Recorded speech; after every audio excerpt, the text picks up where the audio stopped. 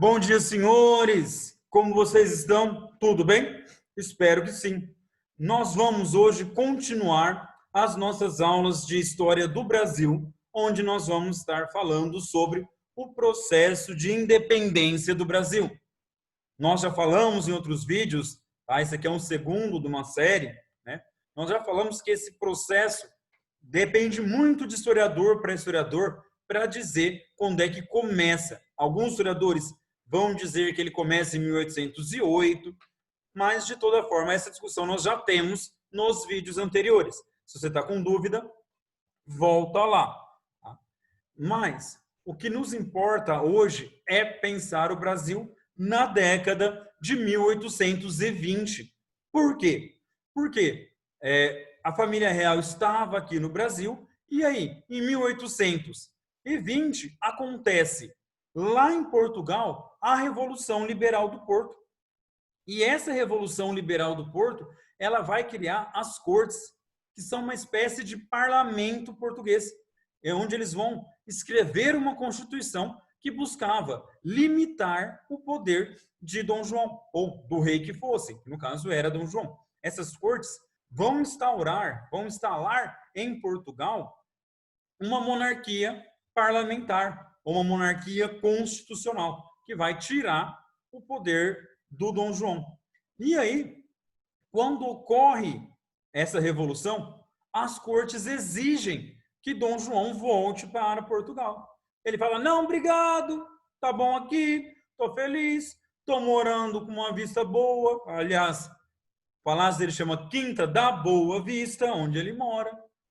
Tô muito bem aqui. Não faz sentido eu voltar para Portugal. E as cortes começam a um processo severo de recolonização do Brasil.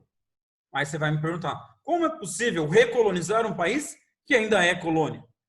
Por quê? Desde a abertura dos portos às nações amigas, o Brasil já não é assim tão colônia de Portugal. Por quê? Ele pode comercializar com outras nações, ele pode fazer manufaturas internamente, ele pode escolher para quem que ele vai vender, ele pode inclusive escolher o que ele vai produzir, coisa que não é possível quando você é uma colônia de exploração. Isso para a gente já está bastante claro. Mas as cortes vão insistir num processo de aumento de imposto, retirada de direitos, aumento de impostos para as importações inglesas, várias coisas que vão atrapalhar a vida. E isso vai fazer com que aqui no Brasil movimentos comecem a acontecer espelhados no que aconteceu nos Estados Unidos, no que aconteceu no Haiti, no que aconteceu nas colônias espanholas. A América inteira e tal já passou pelo processo de independência. O Brasil está retardatário. Então, as elites brasileiras começam a se movimentar. E aí, as cortes chegam e dão um ultimato para o Dom João, dizendo, Dom João, ou o senhor volta, ou nós não precisaremos mais do senhor. Então, em 1821, um ano aí após a Revolução Liberal do Porto, o Dom João é obrigado a voltar para Portugal. Ele e a família real. Leia-se nesse momento, Dom João, Carlota Joaquina, o infante Dom Miguel e as princesas, as infantas.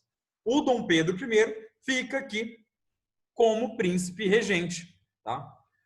Disse que Dom João tem uma conversa muito séria com Dom Pedro antes de partir. E ele teria dito algo do tipo, Pedro, se o Brasil se separar de Portugal, que antes seja para ti, que és meu filho e vais me respeitar, do que para qualquer um desses aventureiros. O que está querendo dizer com isso? O Dom João não é estúpido. O Dom João, diferente do que muitos livros didáticos retratam, ele era um homem inteligente e ele sabia quais eram os murmúrios e as falas de corredor que estavam acontecendo, de que o Brasil estava se preparando para fazer a sua independência. Tá? Quem são esses aventureiros a qual ele se refere? Ele está falando dos três grupos, os três partidos que existiam no Brasil. Falei deles com bastante calma no vídeo passado. Se não lembra, volta lá. Mas nós temos o Partido Português, que quer o máximo possível de recolonização do Brasil.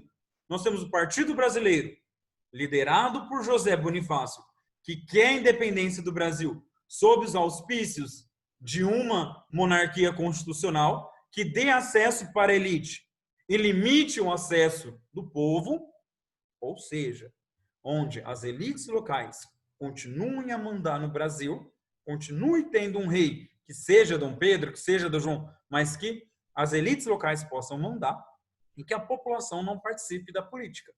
E o Partido Radical, que queria uma república, queria divisão de terra, queria mais liberdade e igualdade para todo mundo. Esses são os aventureiros a qual Dom João se refere. Tá? E aí ele pega as coisinhas dele e volta para Portugal. O Dom Pedro fica aqui no Brasil e, talvez porque não tenha mais a corte, cada vez mais ele vai se aproximar das nossas elites locais.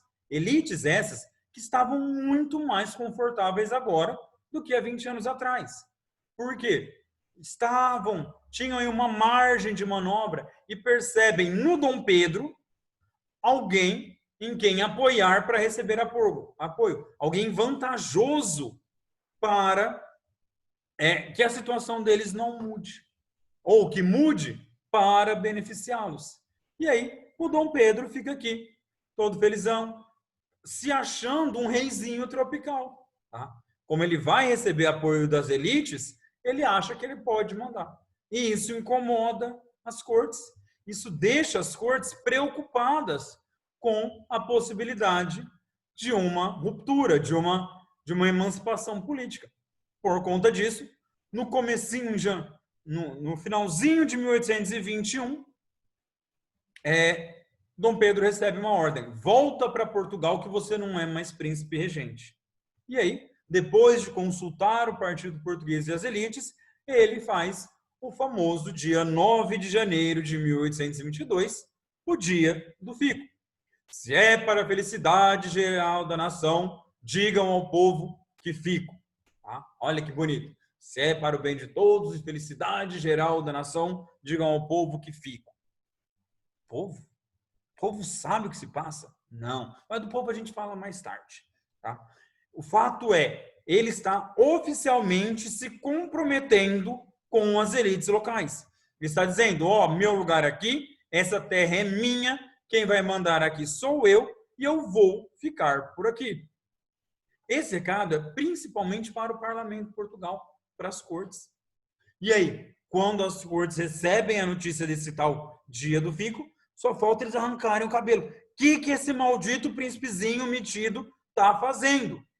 E aí, as cortes decretam que ele não é mais príncipe regente, que as ordens ditas ou promulgadas por Dom Pedro I não terão mais valor no Brasil.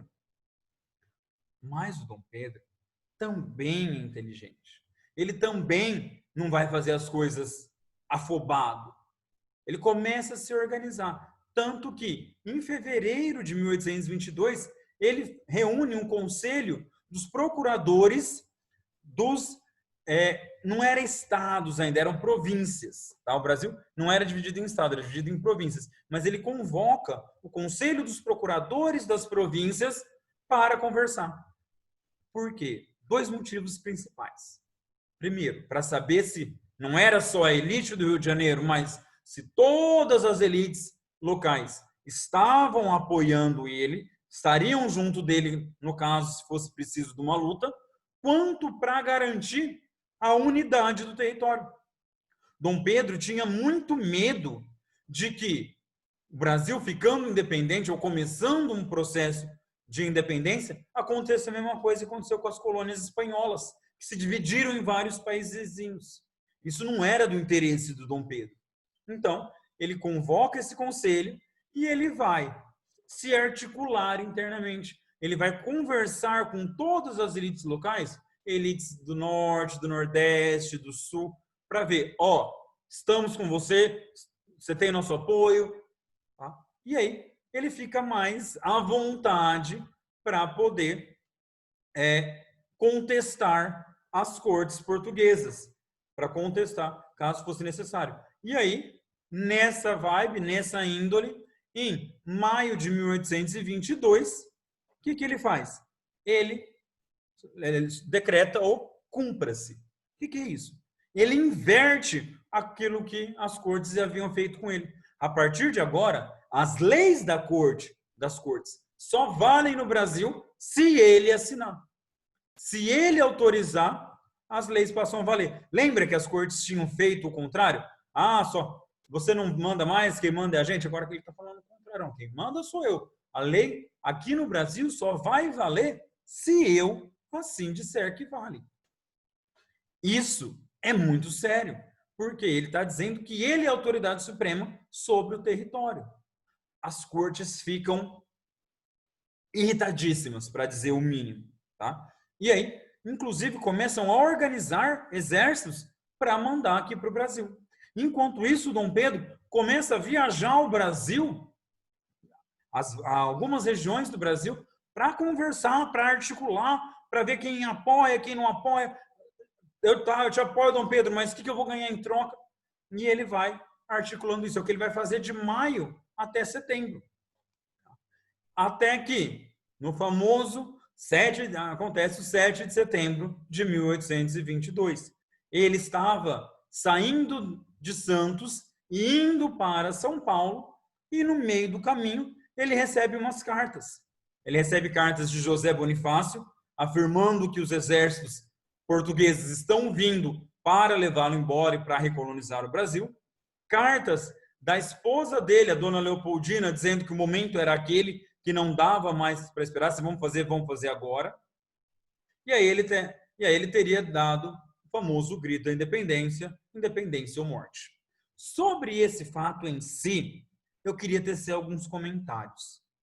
Alguns historiadores dizem que ele, a historiografia tradicional, inclusive, que ele estava no seu cavalo branco, bem vestido, levantou a espada e gritou. Outros dizem que ele estava a pé.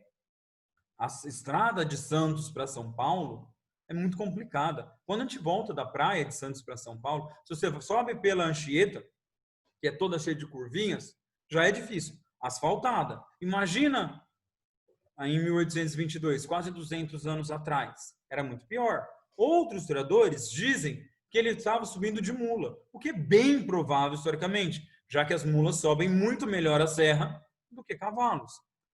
Outros historiadores ainda vão fazer uma ridicularização de que ele pudesse estar com uma diarreia e aí ele parou na margem do riacho para se limpar depois de se aliviar. Não faz diferença. Não faz. Tá? Isso é importante que vocês entendam. A gente não precisa endeusar e criar ídolos nacionais, heróis nacionais, salvadores do Brasil, fundadores da nação brasileira. Não precisa. São os primeiros. Mas a gente não precisa ridicularizar tudo. Não precisa virar piada. Tá? Dá para tratar com seriedade.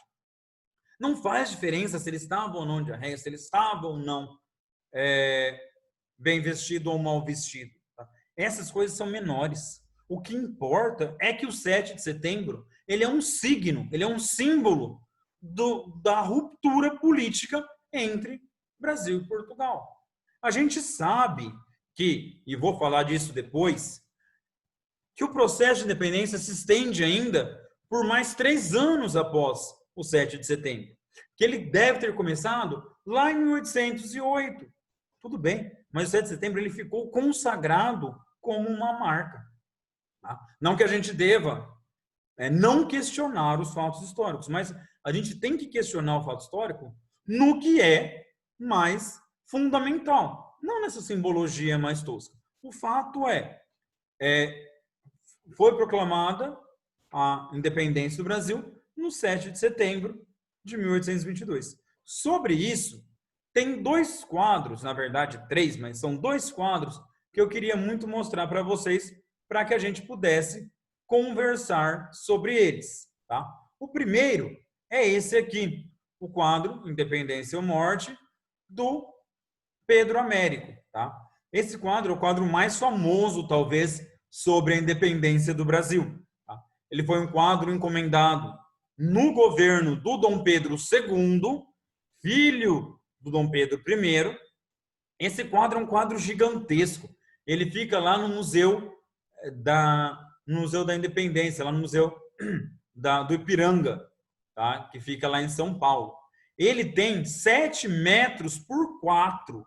Tá? Ele é gigantesco, é uma tela imensa.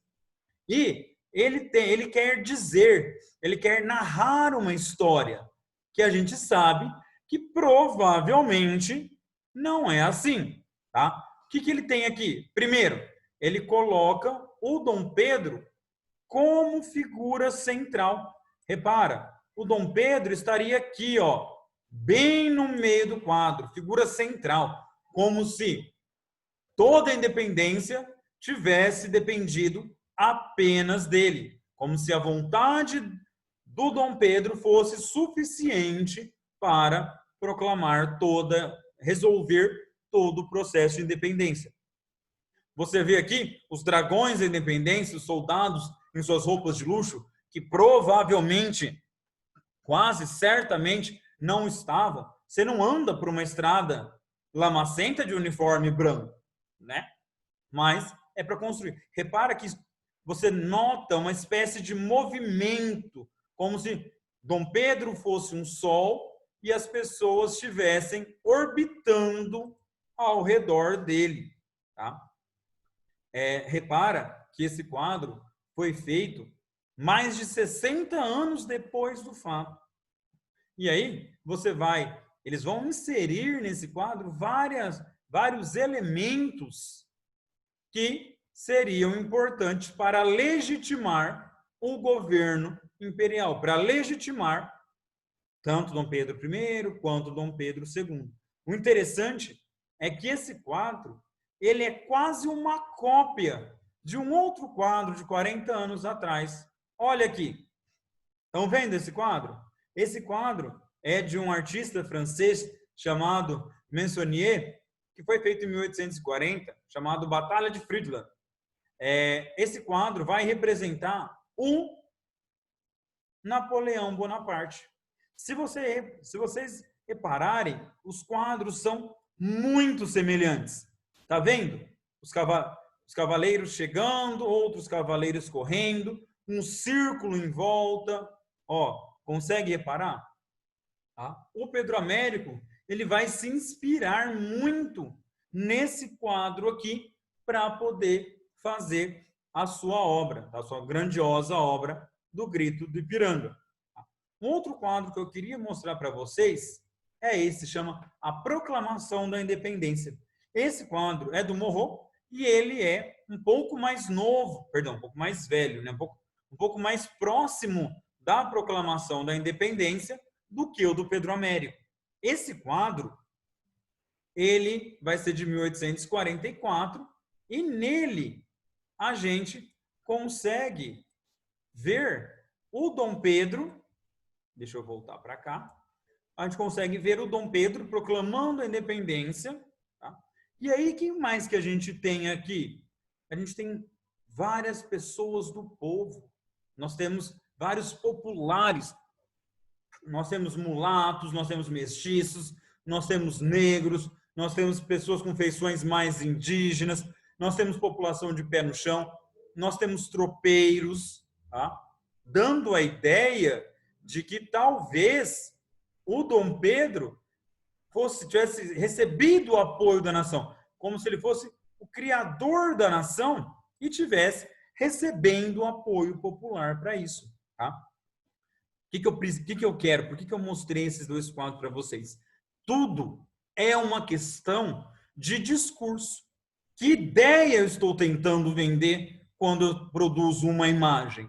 Tá? Não é porque é um quadro de época que ele é perfeitamente exato. Tá? Ele está contando uma história que é interessante para alguém. Na prática, a gente sabe, e é essa a ideia importante de vocês ficarem, é que a independência do Brasil ela teve muito mais permanências do que rupturas. O que eu quero dizer com isso? A independência do Brasil ela é um fato que serviu para que as coisas continuassem do jeito que estavam. ela não foi uma revolução para mudar as estruturas, para alterar a realidade brasileira, para melhorar a vida dos brasileiros. Pelo contrário, tá? Ela foi um fato, ela foi inclusive foram guerras que aconteceram de 1822 a 1825 para que as coisas ficassem do jeito que estavam. Tá? Quem engendrou, quem preparou o Partido Brasileiro, não foi? As elites locais. O que eles queriam? Eles queriam a manutenção do escravismo, eles queriam a manutenção do latifúndio, eles queriam o afastamento da população das questões políticas, eles queriam um governo onde o rei fosse coadjuvante, tá? E foi isso que eles conseguiram. O que de fato muda para o brasileiro comum antes e depois da independência? Absolutamente nada. A vida permanece igual. Se as cortes tivessem tentado recolonizar, mudaria. Se os radicais tivessem conseguido a independência, mudaria. A independência do jeito que foi, ela serviu para manter as estruturas, tá? Latifúndio, escravismos, uma elite apartada da população, uma população ignorante da realidade política. Tá? Esse foi o nosso processo de independência, feito pelas elites, principalmente as elites fundiárias do Brasil, para garantir a sua manutenção dos seus privilégios. Tá? Logo depois da proclamação da independência, os exércitos que as cortes haviam enviado chegam ao Brasil e nós vamos ter literalmente guerra mesmo, guerra de campo, soldadinho de um lado, soldadinho do outro, bum, bum, bum, bum, bum, aquela coisa toda que a gente vê.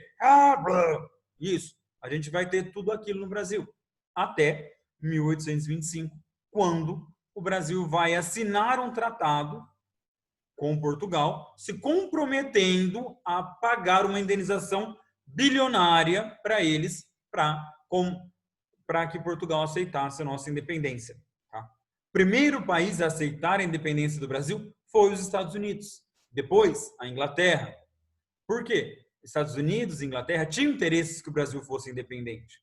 E aí, só em 1825 que Portugal aceita a nossa independência. Mesmo assim, pagamos uma dívida caríssima, caríssima. Pagamos muito por essa independência.